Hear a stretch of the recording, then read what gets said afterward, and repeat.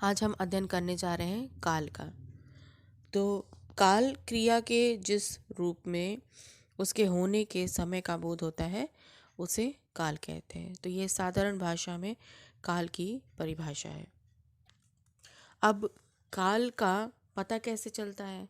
तो काल का जो पता हम लगाते हैं कि ये कौन से काल के विषय में बताया जा रहा है कि क्रिया किस समय में हुई है, क्योंकि काल की जो परिभाषा है वो यह है कि क्रिया के जिस रूप से उसके होने वाले समय का बोध हो, जिससे हमें यह पता चले कि यह क्रिया या यह कार्य किस समय हुआ है। समय का मतलब ये नहीं है कि कितने बजे, समय का अर्थ है किस समय, किस अवस्था में इस काम को किया गया है, वह काल बताता है। तो ये इसका पता हमें कैसे चलेगा? इसका पता हमें क्रिया की द्वारा पता चलता है। क्रिया जब हम पढ़ते हैं किसी वाक्य की तो उससे हम अंदाज़ा लगा लेते हैं कि इस क्रिया को करने का समय क्या है। तो जैसे एक एग्ज़ाम्पल है, रचना कल बीमार थी, अब वह स्वस्थ है, कल वह विद्यालय जाएगा। तो यहाँ पर जो क्रिया है थी, रचना कल बीमार थी, तो थी से हमें पता चला कि यह बीमार थी लेकिन अभी नहीं है। मतलब ये जो इसकी बीमारी की जो अवस्था है वो अभी बीत चुकी है। तो बीते हुए समय का हमको इससे पता चल रहा है, और बीता हुआ समय हमें भूतकाल का बोध कराता है। उसके बाद अगला वाक्य है, अब वह स्वस्थ है। तो ये ज़रूरी नहीं है रचना के लिए है, ये कोई भी वाक्य है, एक साधारण वाक्य, इसको समझ लीजिए। अब वह स्वस्थ है, तो जो भी स्वस्थ है वो हो सकता है बीते हुए समय में वो बीमार हो, और लेकिन अभी वह स्वस्थ है, तो वर्तमान अवस्था में वह व्यक्ति स्वस्थ है। तो है शब्द जो है क्रिया तो है क्रिया हमें वर्तमान समय में, क्रिया के वर्तमान समय में होने का बोध करा रहा है। फिर अगला मैंने वाक्य बताया आपको, कल वह विद्यालय जाएगा। तो ये भी एक साधारण वाक्य को आप मान लीजिए, इसको मत सोचिए कि ये रचना से रिलेटेड है। तो जाएगा का अर्थ हुआ कि अभी वो, ना तो वो जा रहा है और ना वो बीते समय में गया था, बल्कि आने वाले समय में वह जाएगा। तो जाएगा क्रिया शब्द हमें आने वाले समय का बोध करा रहा है, मतलब भविष्यत काल का। तो साधारण भाषा में हम ये समझ ले कि काल 3 प्रकार के होते हैं: भूतकाल, वर्तमान काल और भविष्यत काल। भूतकाल में क्रिया के बीते हुए समय में होने का बोध होता है। वर्तमान काल में क्रिया के वर्तमान समय में, जो समय चल रहा है, उस समय होने का बोध होता है। और भविष्यत काल में क्रिया के आने वाले समय में हम क्रिया के होने का बोध होता है। तो अभी तक तो ये मुख्य भेद पढ़े गए थे काल के: भूतकाल, वर्तमान काल और भविष्यत काल। लेकिन इस बार हम लोग उस काल के भी भेद हम पढ़ेंगे। तो जैसे सबसे पहले था भूतकाल, तो इसके आपको 6 भेद मिलेंगे। भूतकाल के आपको 6 भेद मिलेंगे, जिसमें से है पहला सामान्य भूत, दूसरा अपूर्ण भूत, फिर है पूर्ण भूत, आसन्न भूत, संदिग्ध भूत और हेतु मत भूत। तो ये हो गए भूतकाल के प्रकार। उसके बाद वर्तमान काल, जो दूसरा भाग था काल का, इसके भी 3 भाग आपको मिलेंगे: सामान्य वर्तमान, तात्कालिक वर्तमान और संदिग्ध वर्तमान। उसके बाद है भविष्यत काल। तो इसके आपको मुख्य 2 भाग मिलेंगे: सामान्य भविष्यत और संभाव्य भविष्यत। अब हम इन सबको एक एक करके अब हम बारी बारी समझेंगे। तो सबसे पहले था भूतकाल, जिसके 6 भाग थे। तो उसमें सबसे पहला भाग है सामान्य भूतकाल। तो सामान्य भूतकाल में क्या होता है? इसमें क्रिया के जिस रूप से कार्य के सामान्य रूप से भूतकाल में होने का पता लगता हो उसे सामान्य भूत कहते हैं। जैसे मैंने मैच मैंने मैच देखा भी हो सकता है, मैंने मैच खेला, वह पूना नहीं गई। तो ये जो भूतकाल है वह भूतकाल की सामान्य अवस्था का बोध कराता है। अब जैसे वाक्य अगर बोला जाए मैं पढ़ा या मैंने पढ़ा, तो ये भी सामान्य भूतकाल का ही एक उदाहरण है। ठीक है। उसके बाद हम पढ़ते हैं अपूर्ण भूत। तो क्रिया के जिस रूप से यह पता चले कि कार्य भूतकाल में हुआ था किंतु उसके समाप्त होने का बोध नहीं होता है, उसे अपूर्ण भूतकाल कहते हैं। मतलब आपने किसी को कुछ कार्य करते हुए देखा और उसके बाद आपको नहीं पता कि वह कार्य समाप्त हुआ, इस अवस्था में भी हम अपूर्ण भूतकाल कह सकते हैं। या अगर किसी के विषय में पूछा जाए और वह कार्य उस समय चल रहा था, तो उस समय अपूर्ण भूतकाल का हम प्रयोग करते हैं। मतलब वो उस समय क्रिया जारी थी बीते हुए समय में, वहाँ पर अपूर्ण भूतकाल का प्रयोग होता है। जैसे एक उदाहरण आप देख लीजिए, मैं पढ़ रहा था। ठीक है। तो मैं पढ़ रहा था मतलब उस समय मैं पढ़ रहा था और पढ़ने का कार्य पूर्ण नहीं हुआ था, पूरा नहीं हुआ था, अधूरा ही था। तो वहाँ पर अपूर्ण भूतकाल कहा जाता है, क्योंकि वह भूतकाल पूरा नहीं हुआ, इसलिए इसका नाम है अपूर्ण भूतकाल। वह गाना गा रहा था, मतलब गाना गाने का कार्य जो है चल रहा था बीते हुए समय में। पिताजी उपन्यास पढ़ रहे थे। ठीक है। तो थे से तो हम जान जाते हैं कि थे जिस वाक्य में लगा हो, थे, था, थी, तो इसका मतलब है ये भूतकाल है। लेकिन साथ में रहा भी लिखा है, जो कंटिन्यूएशन का बोध करा रहा है, मतलब क्रिया जो है वो कंटिन्यू थी, तो इसलिए यहाँ पे अपूर्ण भूतकाल है। उसके बाद हम आते हैं पूर्ण भूतकाल पर। तो पूर्ण भूतकाल में क्या होता है, इसमें क्रिया के जिस रूप से आपको यह पता चले कि बीते हुए समय में कार्य पूर्ण रूप से समाप्त हो गया है, तो वहाँ पर पूर्ण भूतकाल होता है। अब इसके उदाहरण के लिए बोलेंगे, जैसे मैंने पढ़ा था, मैं विद्यालय गया था, शीना कल सारे दिन खेली थी, उन्होंने बिना ऐनक के फिल्म देखी थी, राम अपने घर गया था।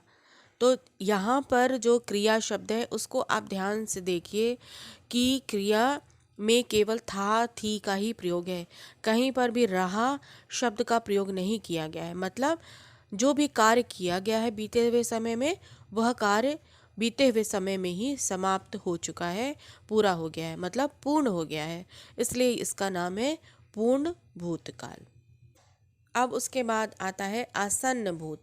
तो आसन्न भूत में आपको क्रिया के कार्य में यह पता चलेगा कि वह कार्य अभी हाल में ही समाप्त हुआ है, मतलब बस जस्ट अभी यह कार्य खत्म हुआ है, उसे हम आसन्न भूत कहते हैं। जैसे माँ ने खाना बना लिया है, मतलब माँ के खाना बनाने की जो क्रिया है वह अभी समाप्त हो चुकी है तो इसमें लगा है मतलब वर्तमान काल का चिन्ह है, या वर्तमान काल का हम इससे पता चलते लगाते हैं है शब्द से, लेकिन साथ में क्रिया है लिया है, बना लिया, तो इसका मतलब है कि यह कार्य अभी तुरंत बस जस्ट समाप्त हुआ है। उसके बाद दूसरा एक उदाहरण है, हम बाजार से लौट आए हैं, मतलब यह कार्य अभी तुरंत समाप्त हुआ है, तो यह आसन्न भूत होता है। इसके लिए एक और उदाहरण देख लीजिए, जैसे मैंने पढ़ लिया है या मैं पढ़ चुका हूँ, मैंने खाना खा लिया है, मैंने नहा लिया है, मैं स्नान कर चुका हूँ, आदि आदि वाक्य आसन्न भूतकाल का बोध कराते हैं। उसके बाद हम आते हैं अगला भाग, जो पांचवा है भूतकाल का, संदिग्ध भूत।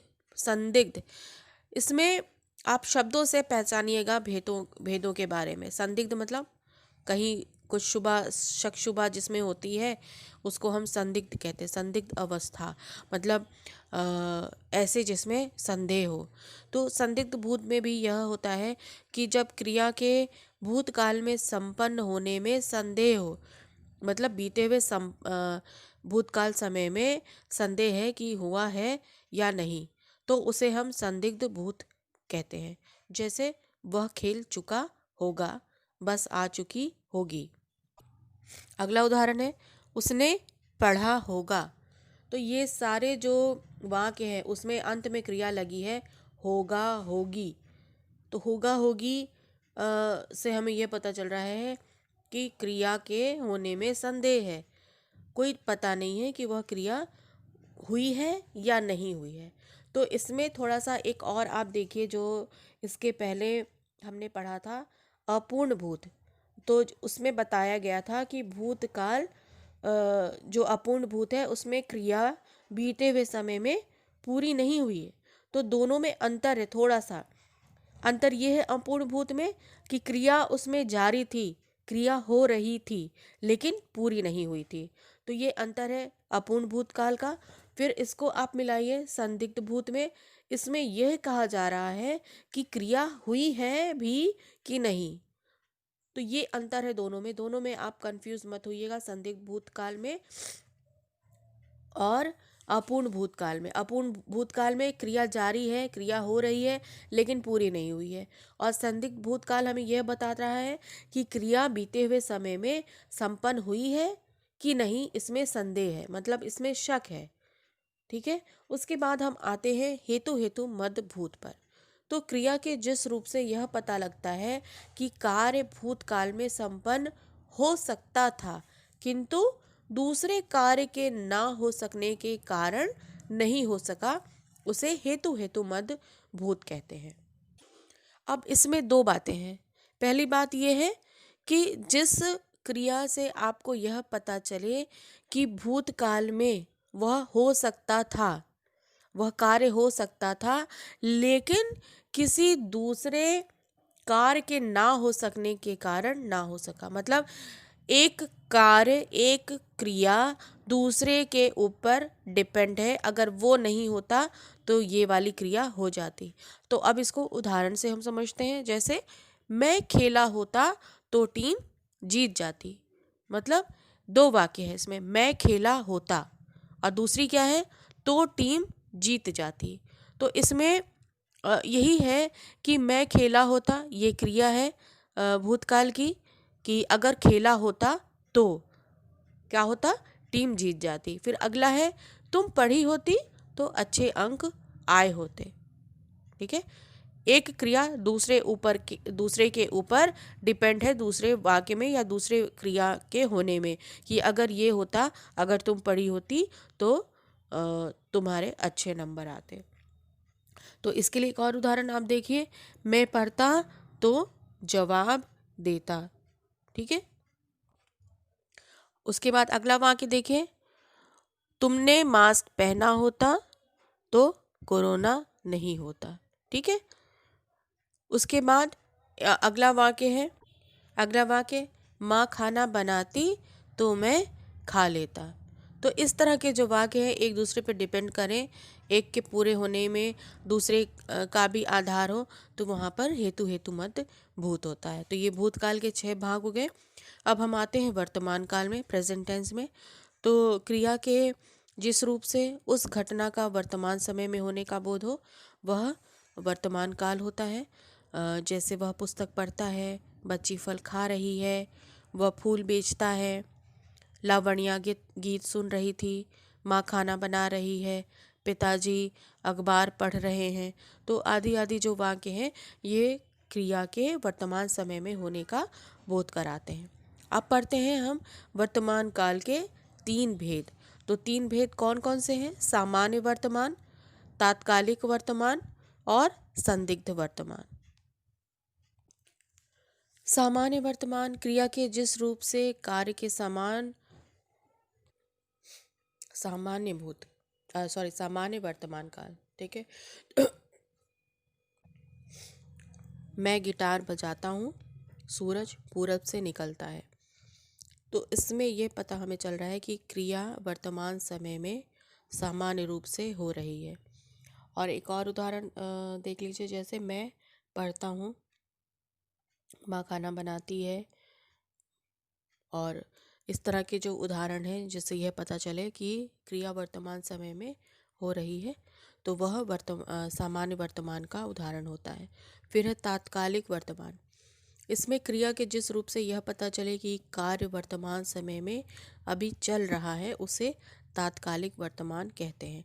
जैसे दादी गाना सुन रही है, माँ कपड़े सुखा रही है। तात्कालिक वर्तमान को अपूर्ण वर्तमान भी कहते हैं। उसके बाद हम आते हैं संदिग्ध वर्तमान पे।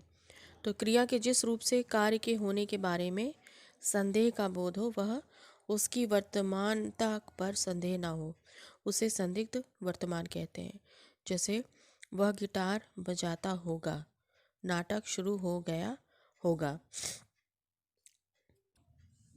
तो इसमें होगा जहाँ पे क्रिया में लिखा है, मतलब संदेह है, डाउट है कि वर्तमान काल में क्रिया हुई होगी।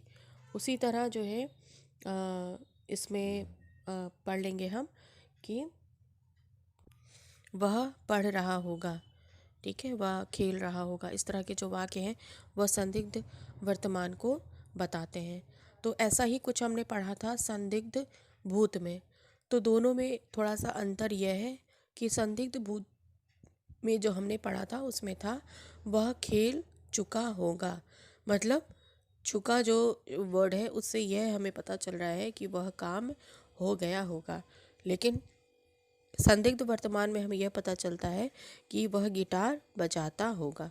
तो क्रिया जारी होगी, मतलब वह काम अभी भी हो रहा होगा। तो यही अंतर है संदिग्ध भूत में और संदिग्ध वर्तमान में। उसके बाद हम आते हैं भविष्यत काल। तो क्रिया के जिस रूप से आने वाले समय में पूरा होने की या घटित होने का बोध हो, वह भविष्यत काल होता है। जैसे रमेश कल आएगा, यह मैं नहीं करूँगा, आप कब आएंगी, मेरे साथ चलोगे।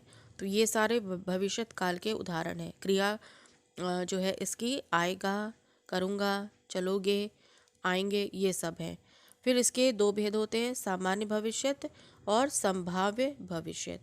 तो सामान्य भविष्यत में क्रिया के जिस रूप से कार्य के सामान्य रूप से भविष्य में होने का पता लगता है उसे सामान्य भविष्यत कहते हैं। जैसे वे मेला देखने जाएंगे, वह कल रिकॉर्डिंग करेगा, वह पढ़ेगा, वह खेलेगा।